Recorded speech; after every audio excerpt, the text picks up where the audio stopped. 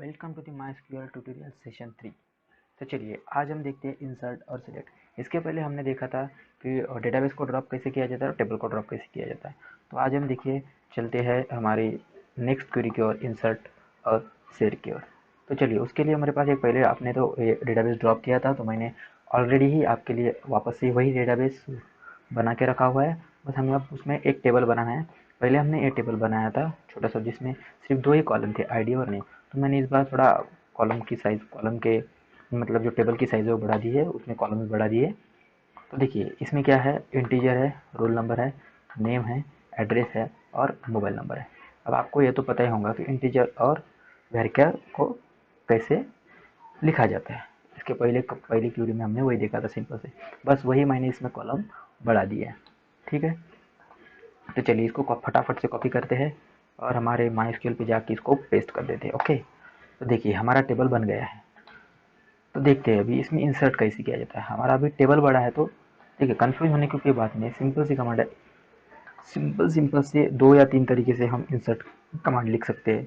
जैसे कि जब हमको हमारे टेबल का स्ट्रक्चर पता है, जैसे कि आईडी के बाद रोल नंबर आने वाला है, उसके बाद नेम है भाई, उसके बाद एड्रेस है। अगर हमको उसका पूरा स्ट्रक्चर पता है, मतलब पूरा का पूरा स्ट्रक्चर अगर हमें इसका पता है, तो हम किस तरह से क्वेरी लिख सकते हैं। और हमें इसका स्ट्रक्चर पता नहीं है, बस हमें कॉलम के नाम पता है, तो किस तरह से लिखा जाता है। तो चलिए देखते हैं। देखिए सिंपल सी कमांड है, सिंपल सा कीवर्ड है इंसर्ट। जो इंसर्ट करना है तो इंसर्ट को लिखना है भाई। तो इंसर्ट कमांड लिखने की, इंसर्ट इंसर्ट क्या करना है, इंसर्ट किस में करना है, तो स्टूडेंट में करना है मेरे को, STUDENT स्टूडेंट में। टेबल का नाम गलत नहीं होना चाहिए, एक बार देख लीजिए, STUDENT स्टूडेंट है। उसके बाद उस हमको हमको ब्रैकेट देने हैं, क्लोजिंग और ओपनिंग ब्रैकेट्स कर लेने के। और उसके बाद हमें इसी सीक्वेंस के हिसाब से, जैसे कि पहले आईडी है, उसके बाद रोल नंबर है, उसके बाद नेम है, उसके बाद एड्रेस है और उसके बाद मोबाइल, इसी सीक्वेंस से हमें इसमें वैल्यू डालनी है। तो ठीक है, तो देखिए इंटीजर, अगर इंटीजर हम वैल्यू लिखते हैं तो हमें उसको सिंगल कोटेशन में लिखने की कोई ज़रूरत नहीं है। लिखा तो कोई प्रॉब्लम नहीं है, लेकिन उसकी कोई ज़रूरत नहीं है। ठीक है, उसके बाद रोल नंबर है तो मैं लिख लेता हूँ रोल नंबर, वो भी इंटीजर है तो मैंने सिंपली लिख दिया। उसके बाद है एनवेरिकर नेम, तो उसको सिंगल कोटेशन में लिखना है हमको। कैरेक्टर वैल्यूज़ को सिंगल कोटेशन में ही लिखना पड़ता है। ठीक है, तो चलिए मैं लिख देता हूँ नाम। उसके बाद कॉमा करके वापस से उसके बाद क्या लिखा है, ये मत भूलना कि कॉमा कॉमा मतलब जैसा यहाँ सिंटैक्स वही की वही लिखना है।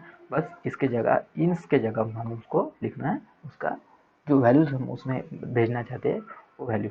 उसके बाद चलिए यहाँ लिखते हैं एड्रेस, मैं लिख देता हूँ, यहाँ लिख देता हूँ एड्रेस। उसके बाद यहाँ मोबाइल नंबर, वो भी मोबाइल नंबर में मेरा वेरिफायर है। तो मैंने मोबाइल नंबर वेरिफायर इसलिए लिया क्योंकि मुझे इसके साथ कोई मैथमेटिकल फंक्शन परफॉर्म नहीं करने हैं आगे चल के भी, इसलिए मैंने इसको वेरिफायर लिया है।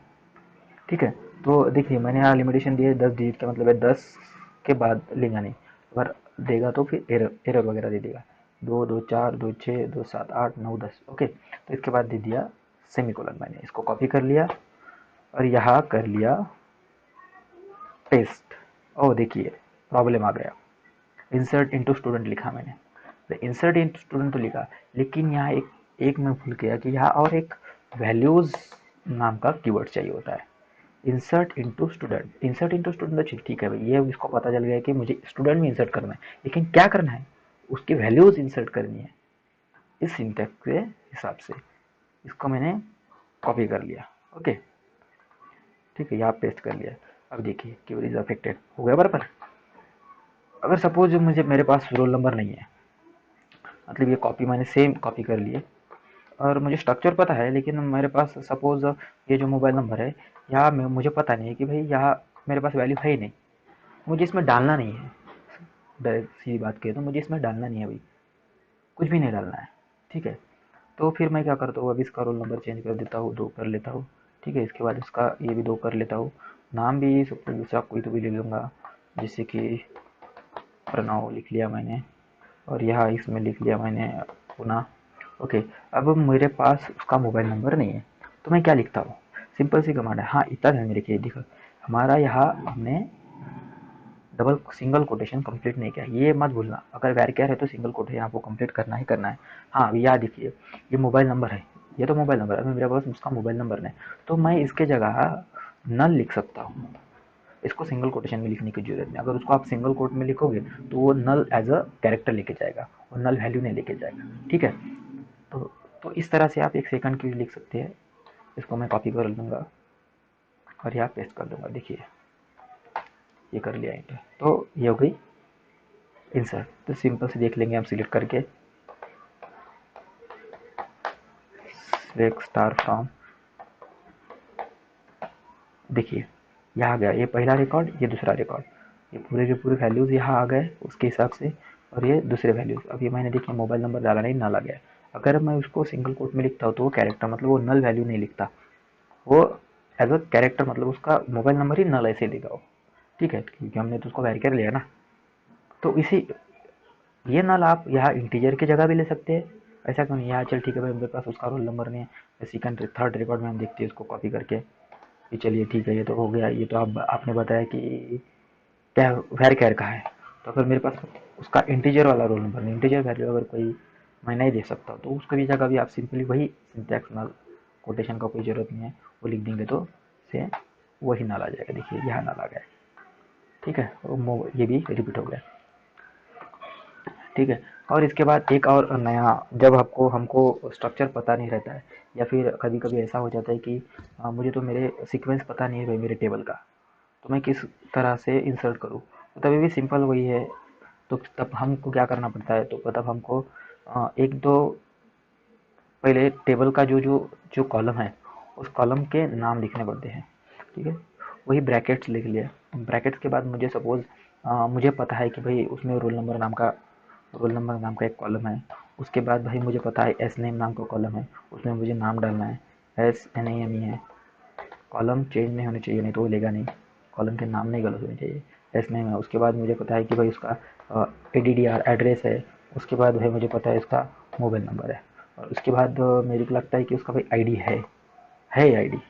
ठीक है, तो या फिर से वैल्यूज़, और ये सेम। हाँ लेकिन अब ध्यान में रखिए, पहले हमको स्ट्रक्चर पता था इसलिए हमने डायरी के लिए लिखा, अब मुझे स्ट्रक्चर पता नहीं है तो मैंने यहाँ स्ट्रक्चर यहाँ डिफाइन किया है। यहाँ मैंने उसका स्ट्रक्चर, टेबल का स्ट्रक्चर डिफाइन किया है कि भाई ऐसे ऐसा है, पहले रोल नंबर लिखना है, उसके बाद नेम लिखना है, उसके बाद एड्रेस लिखना है, उसके बाद मोबाइल नंबर, उसके बाद ही आईडी लिखनी है। तो मैं अभी ये सीक्वेंस नहीं लूँगा, इसके हिसाब से सीक्वेंस लूँगा। तो पहले मैं रोल नंबर ही डालूंगा। उसका रोल नंबर क्या है, सपोज 1003, और उसके बाद क्या, उसके बाद उसका नाम है। उसके बाद मैं उसका नाम लिख लेता हूँ सपोज देशमुख। ओके, उसके बाद उसका एड्रेस है, उसका एड्रेस सपोज लिख देता हूँ मैं कारंजा। ठीक है, उसके बाद उसका क्या लिखना है, उसके बाद क्या लिखा है, मुझे रोल नंबर लिखा है, नाम लिखा है, उसके बाद एड्रेस लिखा है, उसके बाद उसका मोबाइल नंबर है। तो सेम आप लिख सकते हैं मोबाइल नंबर की जगह कि भाई चलो मेरे पास मोबाइल नंबर था तो मैं ना लिख लेता हूँ, या फिर मुझे सिंगल कोटेशन में उसका मोबाइल नंबर 6 10 2 2 4 2 6 2 8 2 10, अरे क्या हो गए। ठीक है, और उसके बाद मैं लिख देता हूँ यहाँ आईडीज़, उसकी आईडीज़ क्या है अभी 3 है। ठीक है, ये मैंने इसको कर लिया कॉपी, और यहाँ कर लिया पेस्ट, हो गया। ठीक है, अभी सपोज मैं आपको एक एग्जांपल दिखाता हूँ कि एरर कैसी आ जाती है। चलिए ठीक है, यहाँ मैंने यह क्या लिखा है, 1 2 3 4, ये 5 क्या है, कॉलम डिफाइन किए है, और मैं वह वैल्यू पास कर रहा हूँ 1 2 3 और 4। तो देखिए कैसी एरर दिखा रहा है। देखिए क्या क्या कर रहा है, column count does not match with the values count at row 1, मतलब एक ही रो में इंसर्ट किया ना, तो मैच मिसमैच कर रहा है बोलते, जो जितने हमने कॉलम डिफाइन किए और जितने हमने यहाँ रो डिफाइन किए तो वो मिसमैच कर रहा है। तो ठीक है ना, तो हम क्या करते हैं, यहाँ से भी आईडी हटा देते हैं, मोबाइल नंबर मेरे पास है ही नहीं इसका। ठीक है, इसका फिर मैं लिख देता हूँ 4, इसका लिख देता हूँ नाम कोई तो भी अलग, विनय। उसके बाद यहाँ लिख देता हूँ अमरावती, और उसके बाद मुझे उसका आईडी डालना ही नहीं है। ओके, तो फिर ऐसे लिख सकता हूँ, मतलब उसका जो कॉलम काउंट है वो भी सेम होना चाहिए वैल्यूज काउंट के, तभी हो, नहीं तो फिर ये एरर आती है कभी कभी। ठीक है, ये देखिए वैल्यू एंटर हो गई। चलिए अब मैं सिलेक्ट करता हूँ, select star from STUDENT student, और देखिए यहाँ नल आ गई है, जो विनय की वैल्यू है ये यहाँ नल आ गई, हमने किसी डाला ही नहीं है। तो वैसे भी एज इट इज़ वो नल आती है, और आपको अगर स्ट्रक्चर पता है तो आपने अगर नल लिखा तो वैसे भी वो नल आती है। तो इस तरह से अगर इनकेस इसका मोबाइल नंबर अगर कम ज़्यादा हो गया, सपोज़ मैं यहाँ एक्स्ट्रा डिजिट डाल देता हूँ, एक्स्ट्रा डिजिट मैंने डाल दिए, और इसको मैं इंसर्ट कर दूँ तो वो एरर देगा कि भाई तेरा मोबाइल नंबर की जो लेंथ है, डेटा लेंथ है, वो बहुत बड़ी हो गई है। ठीक है, कम तो ले लेगा लेकिन ज़्यादा नहीं लेगा। अभी तो जब हमने उसको हमने सिर्फ मैक्सिमम बताया, मिनिमम तो नहीं बताया ना। तो हम एक एक करके एडवांस एडवांस में जाते जाएंगे, तब देखेंगे कि तो मुझे 10 के कम भी नहीं लेना है, 10 के ज़्यादा भी नहीं लेना है, मतलब 10 10 10 ही लेना है बस। तो चलिए, तो अब देखते हैं सिलेक्ट। हम सिलेक्ट की सिंपल सी कमांड तो हमने देख ली है, सिलेक्ट स्टार फ्रॉम। अभी हम इसको वेयर क्लॉज से extra select star from student, student where where. अभी मुझे चाहिए सपोज आईडी इक्वल्स टू जो आईडी है उस हिसाब से हम लेंगे। हाँ देखिए, स्टार लिखने का मतलब है कि जितने भी टेबल्स में कॉलम अवेलेबल है वो सारे के सारे आ जाए। अगर हम यहाँ स्पेसिफाइड करते हैं पर्टिकुलर टेबल का नाम तो बस वही आएगा। ठीक है, तो चलिए यहाँ हम लिखते हैं। अभी ये हमारे पास आईडी सपोज 1 है अवेलेबल, तो इसको 1 लिख दिया तो सिंगल ही रिकॉर्ड आ गया, 1 आ गया। ठीक है, उसी हिसाब से हम और एडवांस एडवांस कर सकते हैं। Suppose ID equals to 1 and और सपोज एंड और इसका हम लिख सकते हैं कि भाई उसका रोल नंबर भी 101 ही होना चाहिए। तो हम यहाँ वापस से आ सकते हैं और उसका रोल नंबर, भाई मुझे रोल नंबर यही चाहिए, रोल नंबर। और यहाँ गया, मैं उसको कॉपी किया और यहाँ से वापस से इसको पेस्ट कर दिया। ओके, देखिए वही एक रिकॉर्ड आ गई कि मतलब ये दो कंडीशंस में मैच होनी चाहिए। सपोज मैं एक भी कंडीशन को रोल नंबर 2 लिखता हूँ तो सेट एम टेबल में वो रिकॉर्ड आएगा ही नहीं।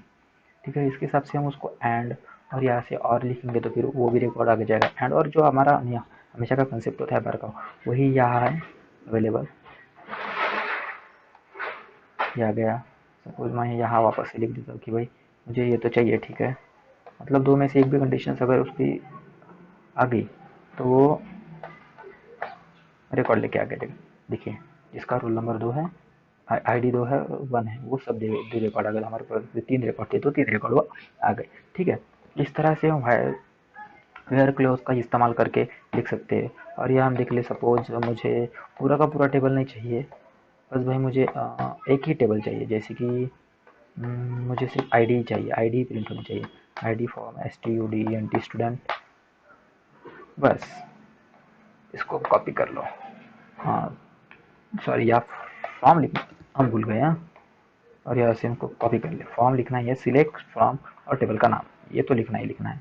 बाद में हमको स्टार की जगह हम कोई कॉलम का उसमें टेबल में अवेलेबल है वो कॉलम लिखते तो वो पर्टिकुलर कॉलम आते हैं, एक से बढ़कर दो कॉलम लिख सकते हैं। जैसे कि मैं आईडी और यहाँ मुझे और रोल नंबर भी चाहिए तो हाँ, रोल नंबर भी चाहिए तो वो भी आ जाएगा। ठीक है, रोल नंबर और आईडी दोनों आ गए। ठीक है, तो इस तरह से लिखे जाते हैं सिलेक्ट और इंसर्ट की कमांड। अगर आपको इसमें कोई प्रॉब्लम होगा तो मुझे कमेंट सेक्शन में कमेंट कीजिए, मैं जल्दी के जल्दी उसका नया वीडियो बना के आपको वो सॉल्व, आपका जो प्रॉब्लम है वो सॉल्व करने की कोशिश करूँगा।